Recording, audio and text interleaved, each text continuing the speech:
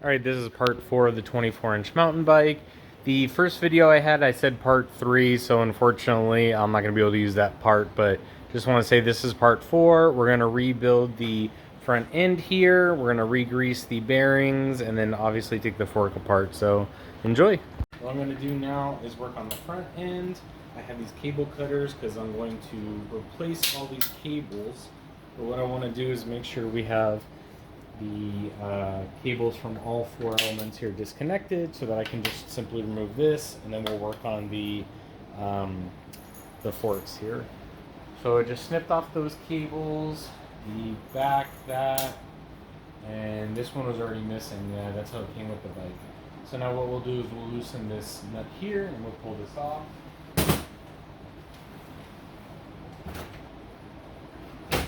Probably helped to have the tool ready.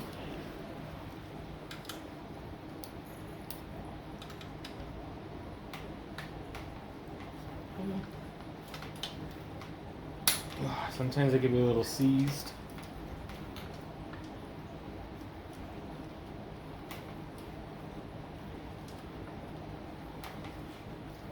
Should be loose enough. Hopefully you'll be able to just turn it here to get it loose. Sometimes you want to use like a pry bar, or you could just use your wrist. Sometimes it's pretty easy. So all that comes off. When we put this back together later, what we'll do is we'll put a bunch of grease here, and then later too what we'll do is we'll thread new cables through all these, probably run these through the ultrasonic cleaner just to get some of the dirt and grime off of them, but pretty good shape overall. Alright, so still playing around with the phone stand. I realized that last video was a little soft on the audio, so I moved it up a little closer and I'm going to speak a little louder. So I have my 12-inch adjustable wrench here. I'm going to remove the top lock nut here. So similar to the wheels, there's a lock nut that goes on, and then there's a cone here, and then this is a conical shape as well, and so there's a set of bearings here and a set of bearings down here. Typically on these types of bikes, being lower end, I guess you'd say Walmart, Target type bikes, these are going to be caged bearings. Some of the nicer models have just loose bearings. So yeah, I'm going to try and see if I can get this off by hand. Sometimes you can if it's loose. Really not going to work here, so let me grab another wrench. More channel lock style. Set these up. Get it clipped on. And a little lighter. Alright, had to readjust there. I'll hold up on the forks while I remove the cone here.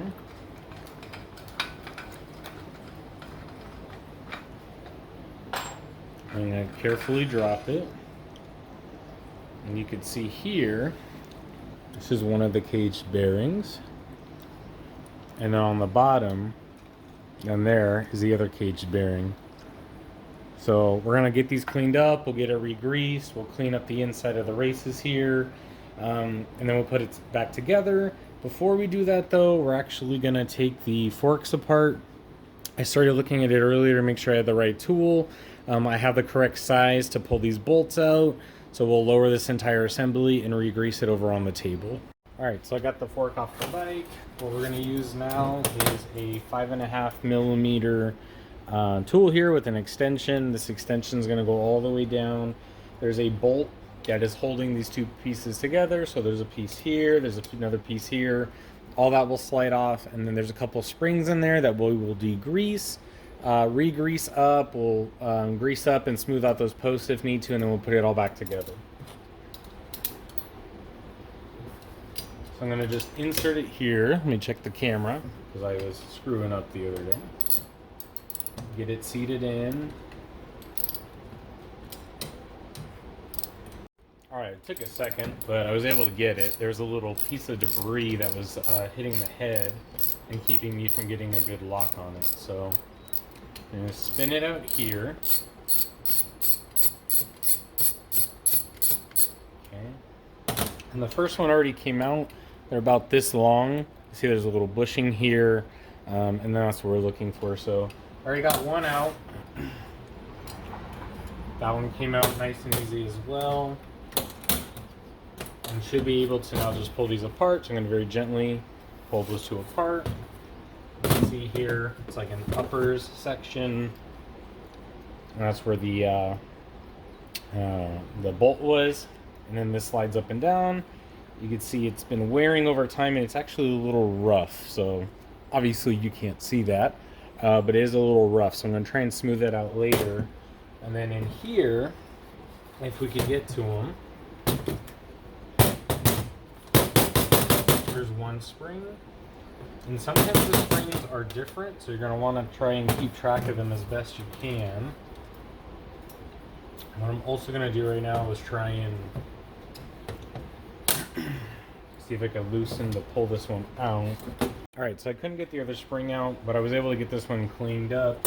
What we're going to do now is sand these down just a little bit, some really fine sandpaper here, just to get rid of some of that surface roughness. This isn't meant to be a long-term solution.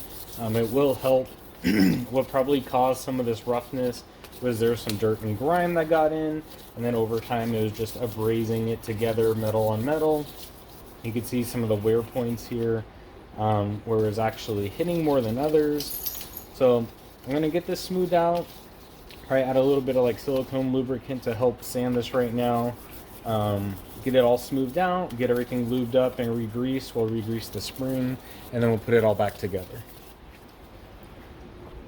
Alright, so I re-greased the fork here, put in some nice silicone lubricant so it's nice and smooth now. There's specialty grease and other types of lubricants that you can put specifically for forks. But since this is a just basic bike rebuild and I just have grease and some other silicone stuff, that's what we're going to use. So next what I'm going to do is I'm going to cover the spring in grease. This is just going to help lubricate and move it within the forks itself, but then also protect it from dirt, grime. I mean, it will pick it up, but really it'll help repel the water. So I'm going to get it just smoothly pushed over. Try and get it everywhere I can. And then wipe off our grease. And then we're going to want to put it in, obviously, the side that doesn't have the springs, because we couldn't get the other one out, unfortunately. Then we're going to put everything back together.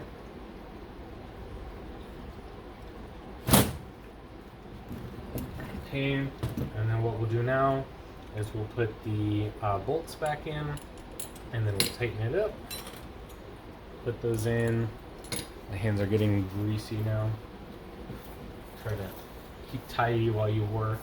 What I'm going to do is put this in on the top of the bolt.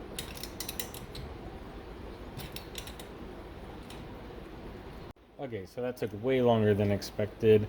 Got it all put back together. I was having some issues getting it threaded internally, but I was able to sort that out. So they look really nice overall. Let me see if I could show it here. Nice and springy. Everything's lubricated now. So what we'll do is we'll re-grease the races here on the top, and then we'll just put the entire front end back together. Alright, so definitely a little more hiccups than I was hoping for, but we're just going to get everything else put back together now. I'm going to re-grease this race up here. So along the bike and the wheels, down in the crank set, and then here on the headset, it's all the same concept.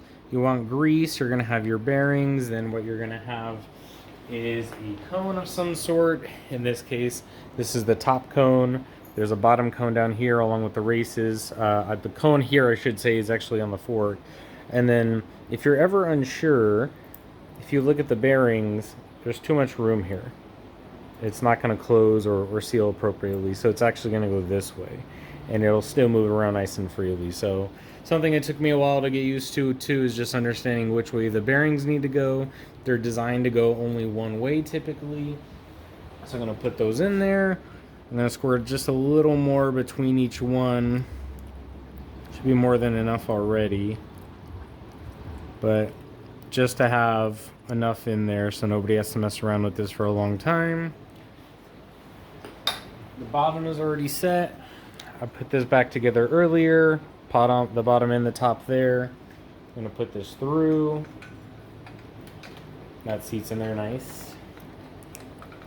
And then we're going to get the thread started. So very important to make sure you don't cross thread it. Should go on nice and smoothly. I'm going to keep applying upward pressure. And I want to make sure there's no movement. So I'm going to hold onto the bike and I'm going to try and shake the fork. I don't feel any movement there. So I'm going to put on our lock ring spacer here. Help with the movement there. And then the actual lock nut.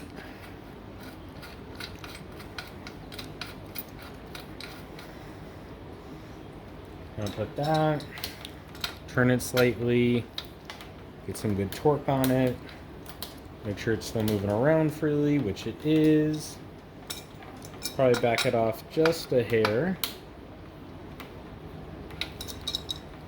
And that's perfect. So we're done now with the front end. Let me take the phone off here. So we're done with the front end.